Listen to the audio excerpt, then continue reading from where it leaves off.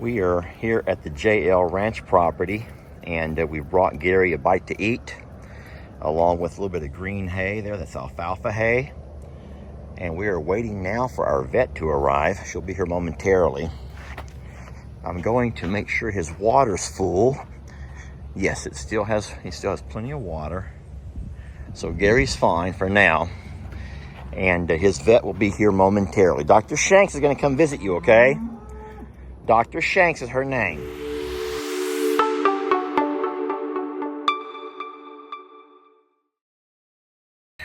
My mom posts pictures I'm not happy about all the time. It's fine. All right, so Dr. Shanks, tell us a little bit about yourself. I graduated from A&M May of 2024. Yeah, Okay. May. So you're still fairly new at all of this then. I'm a still baby vet. Okay, that's awesome. And you kind of have a interest in the larger animals? I like the large animals. Okay. I like dogs and cats too, but I like to be able to get out of the clinic and see the big animals and not stuck inside all day. Yeah, so dogs and cats are in the clinic, but you get to come out on field trips for stuff like this. Okay, who do you have with you today? This is Christy. Yeah, and you want to introduce yourself, Christy? I'm Christy. I've been a technician at Big Thicket off and on for roughly about 2.5 years. Okay, so you actually have more tenure at Big Thicket than what Dr. Shanks does then. Yeah, she's my boss. Oh, Good. I just help her. All right, so today you're here to see little Gary. We're going to walk in. I'm going to introduce you to little Gary, and we're going to do an examination on him and figure out where to go from all of there. All right. All right, let's go. Let me give you kind of a rundown on the entire thing behind Gary. If you want to walk around on this side over here, this is his bad side. All right, so we met little Gary 10 months ago when I was driving my fence lines. There's a highway 35, an old highway 35 behind the property line here, and a railroad track. And as I was driving the fence lines one day, I come across this little bull laying in the ditch over on my side of the ditch. And I was like, oh, that's kind of strange. I didn't think much about it. I just let him be that first day. I came back day number 2, he's still laying in the same spot, and I saw he had pooped all over himself. So he wasn't getting up and moving around a whole lot. At that point, I climbed through the fence. I took him some water, and he drank probably 10 or 15 gallons. He was so thirsty. Took him some grain. And we saw right here on his back hip, just this huge laceration, a really large gash in his leg, and he wasn't able to stand up. So we kind of nursed him for a couple of days right there in that same spot. Gary, you're making you nervous, buddy. And then after I called animal control. They knew who the bull belonged to. It wasn't the first time he'd been out. First time he'd gotten injured like that, though. But they went ahead and passed the phone number from the guy who owned him to me. And once we made contact, the guy had no interest in getting that bull, and he was lame. He was hurt. He was, Anyway, so we kept Gary. We brought him on up to the lot here where we began to give him antibiotics and try to treat his wound. He had not only was it bad on the outside, but he was so bad on the inside, he was actually pooping pus, if you've ever heard of that. At every step he took, just pus oozing out of him. It was bad. But we all thought he might, he probably would sit here and pass. But we put him in a spot over here. We gave him food and water. I built him a little shelter. And we put a roll of hay. And he sat here for a month. And he began to get better. At some point, he begins to move around a little bit better. And, And so at this point here, as far as his wound goes, he's all healed up. His interior infection, he's gained a lot of weight with us. We love him so much. But we're asking you to come out today because we don't know where to go from here. I don't know if he's experiencing more pain because it feels like he's walking worse today than he was back when we first brought him over. So, do you want to let him into the grass to watch him walk around, or you want to just leave him right here? What do you think? Or put him into the squeeze chute? I was going to say, we can watch him walk around in here. Okay, let me get behind him and kind of walk for you a little bit, okay? And I'll let you just kind of watch. He's not mean, but he's not real sweet either. He's a bull. What I would like to know from you, I think maybe 4 different questions I have for you. Number 1, is he living with extreme pain? I hate to know that he's living with just an agonizing pain. I kind of don't think he is because he's eating, he's drinking, he's active. He doesn't just lay around. He's up and about all the time. Whenever I let the girl cows walk through, he gets up and runs towards the fence like he wants to get to know them better. And And so that's kind of, I think, a positive. Number two, if he is in pain, is there any way to manage that pain? We give our billy goat, and we have an ostrich we give CBD oil to in their feed. Is there anything that he could take that could kind of help manage and control that pain if he has it? I guess number three, and I'm scared that you're going to say no, but is there anything that anybody can do to an animal this size when they have this kind of an injury? And then number four, I mean, obviously it would take a special facility to do anything with him at all. We understand that. Or, I guess my final thing is, do you feel like his quality of life is such that he may be better off if we just put him down? Okay. And so those are kind of my questions for you. And as you do your examinations and stuff, kind of think about some of those things. And look, he's like, I want to get back to that grain. We're going to move Gary into the squeeze chute now for a little bit closer examination. I asked Dr. Cochran when she was talking about y'all in the Longhorns, I was like, do they have a Longhorn chute for that? Yeah, we got a little squeeze chute here. This works pretty good. It does. All right, if you guys want to just walk behind us over here, I'll walk them all the way in. Hopefully they'll go fine. They're doing wonderful. Freaking Andy. Oh, Andy's tough, isn't he? Andy gave us the hardest time. He did not want to go down. Come on. Come on, keep going. Keep going, Gary. Gary, keep going. Gary, you should probably want you to face the other way, sir. Bring yourself around. The other way, you can open those things and look better. You know what I'm saying? Yeah. Turn yourself around. Turn around. Gary, turn yourself around.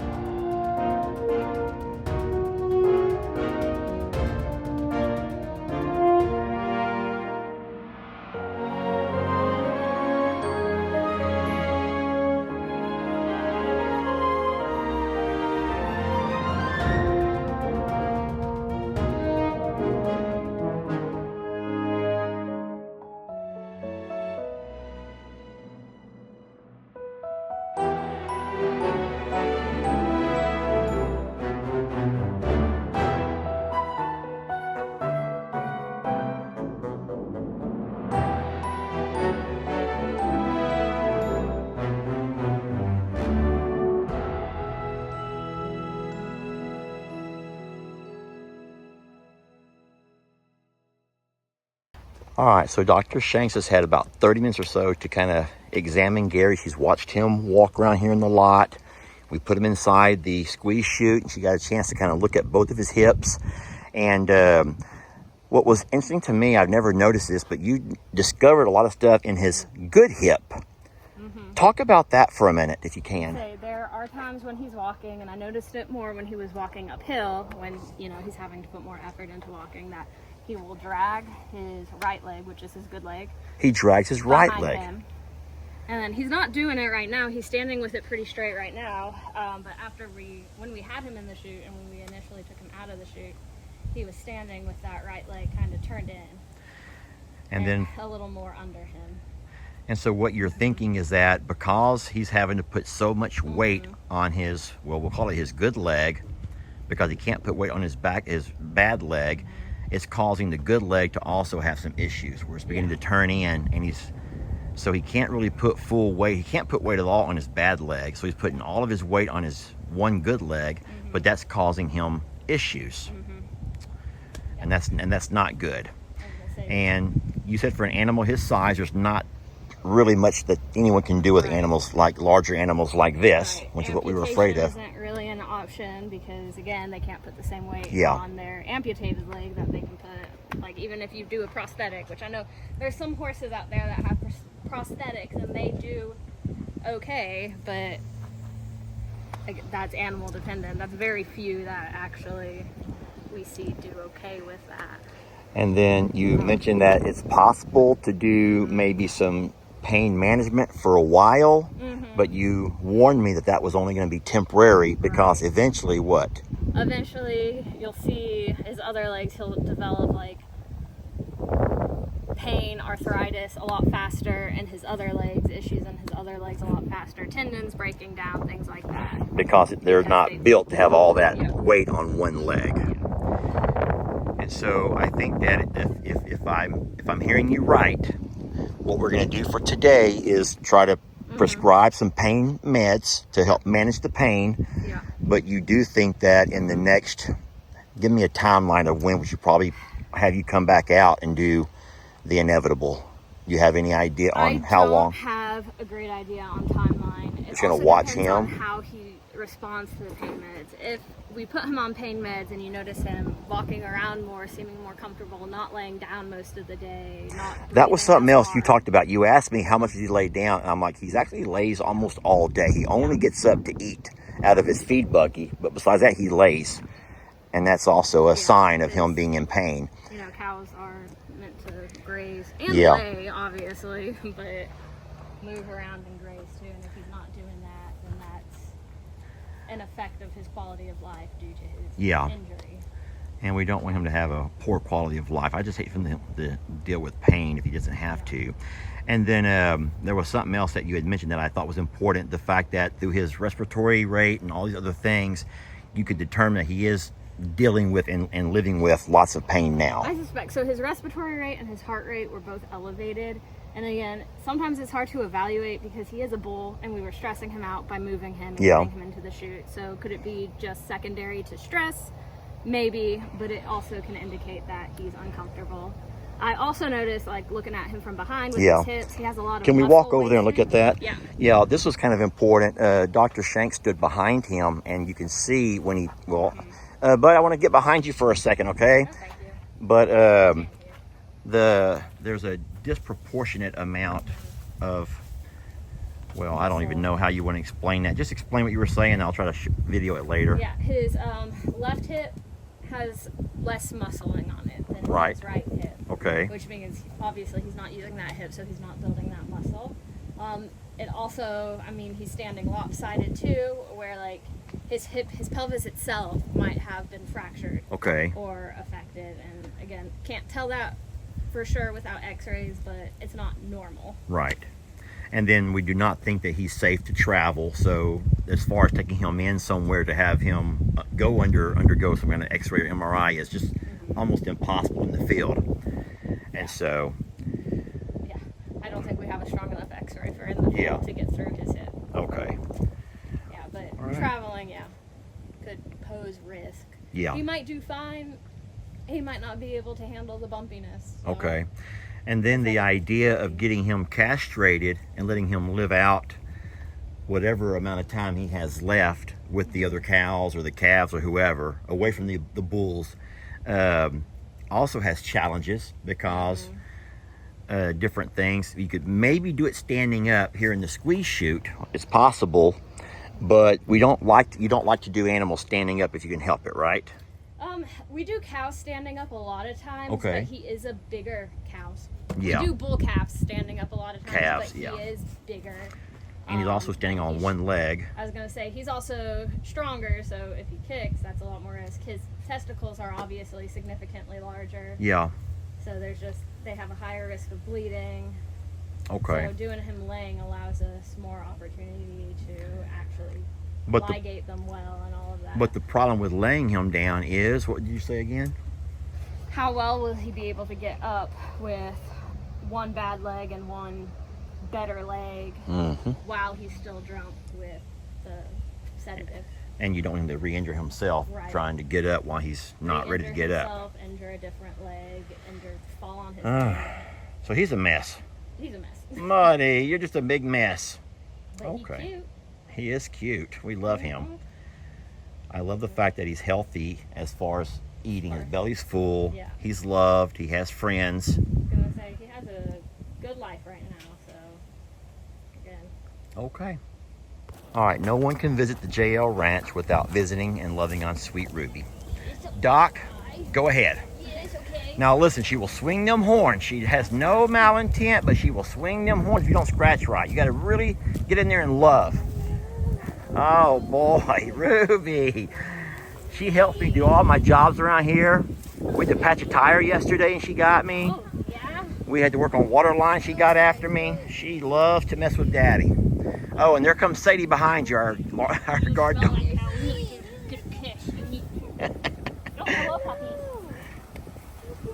Isn't she just wonderful though? She's getting so big for her own good. See that little freckle on her nose? Her little nose freckle. Sweetie. She has a little sister. It's her mom that had a baby. Oh. So she has a little So sister that's now. her. Her mom's over there. Yep. You look nothing like your mom. So get this, if y'all have a name idea. So Mama's name is Pearl. Her name is Ruby. Baby looks just like her. Just like Ruby? Or? Yes, just like Ruby. Oh, if it was white, we're gonna call it Mini Pearl. Oh, you're gonna scratch the dog? Oh, they grew up together. Oh yeah. And then see her trying to swing her horns around. And so people are saying Amber because that's kind of the color of a stone. Hey, that's kind my of the. Go for it. Your name is Amber? Yeah. Seriously?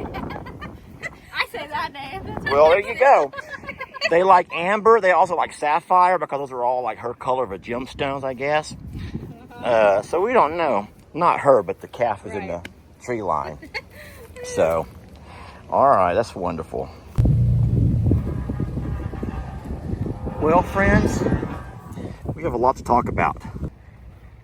All right, well, first of all, I want to thank Dr. Shanks and Chrissy for coming out and her being honest with her opinions after evaluating little Gary.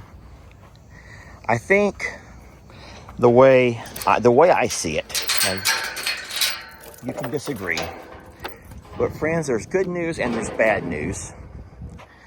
I would say that the good news is we do think that we're going to get Gary onto a pain med to help manage his pain because he is in fact living with pain. What we're going to do is work to try to find a way to give him a group of cows that he can kind of like bond with and befriend, hang out with, and have, camaraderie with. He wants to have friends. We're going to keep him out of the bullpen for now, well, forever. And he will just be Uncle Gary. But there always has to be that. But at some point, my friends, and I'm going to tell you this is going to be sooner rather than later.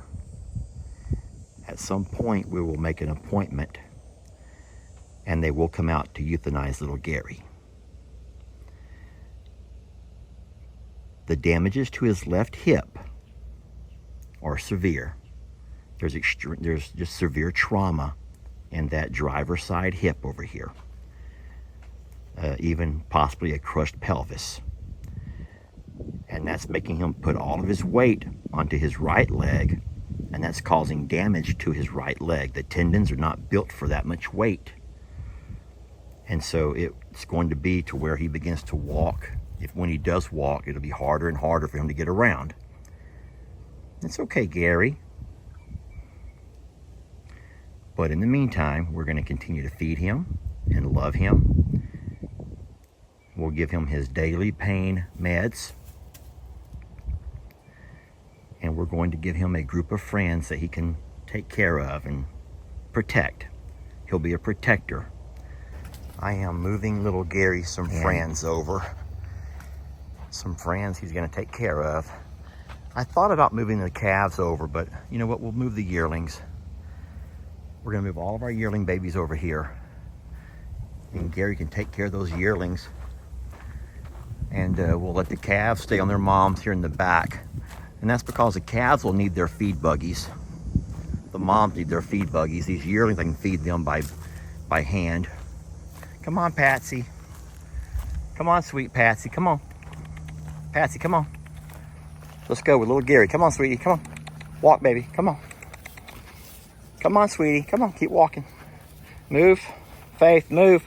Faith, you're not going, sweetie. You're not going, Faith. Come on. Come on. There you go. Good girl. Good girl.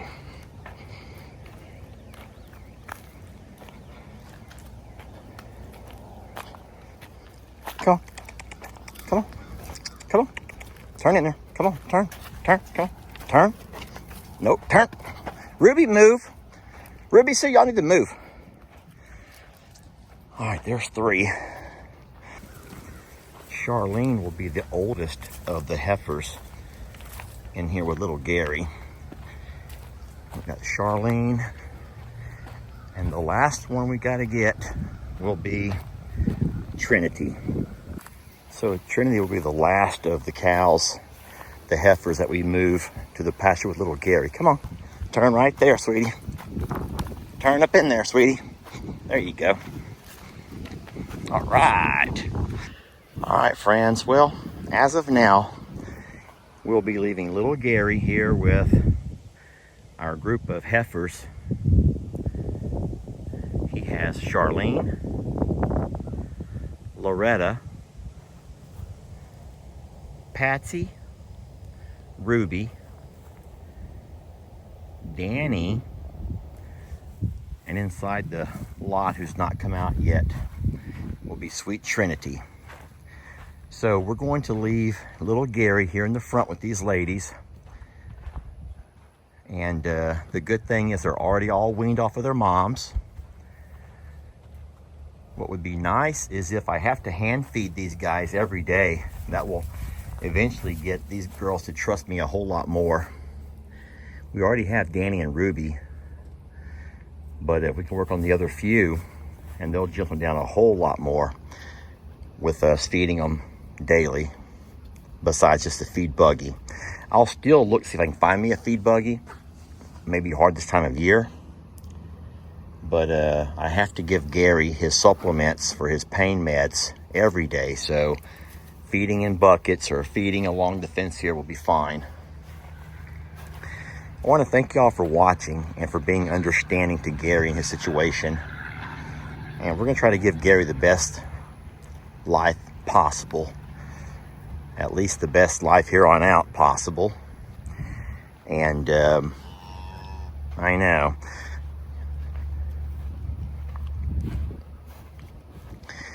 All right, friends. Well, let's hope that Gary finds a purpose here. He finds joy and satisfaction with the ladies. You guys know that Gary is unable to do he cannot perform. Gary cannot do anything that the other bulls can do. So we're not worried about that. But it will give him a purpose. And for that, we're excited for Gary to have a purpose, to take care of these young ladies. And then we will see how the pain meds go as far as managing his pain. But just know that inevitably, eventually, we will have to come to a point where we're going to say our goodbyes to Gary. But let's have him really enjoy this fall and maybe the winter. Well, we're about to end this video, but I did bring all of the young ladies over to visit with Pearl and her newborn. Now, Pearl and her newborn, we don't have a name for this little one yet, but we will soon, will not be staying here in the front. As soon as that little one is up and able to move around, we'll walk Pearl and her out to the back with all the moms and their babies. But for the next day or so, Pearl will be the mentor to all of these young ladies. And I do believe that maybe by tomorrow, the little one will find her legs enough to be able to move around better.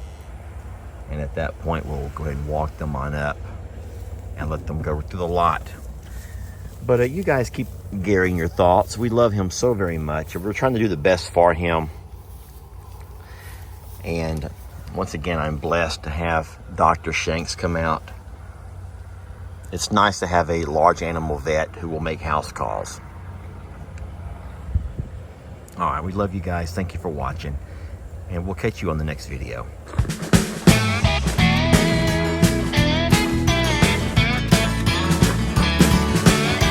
Don't let your troubles fester.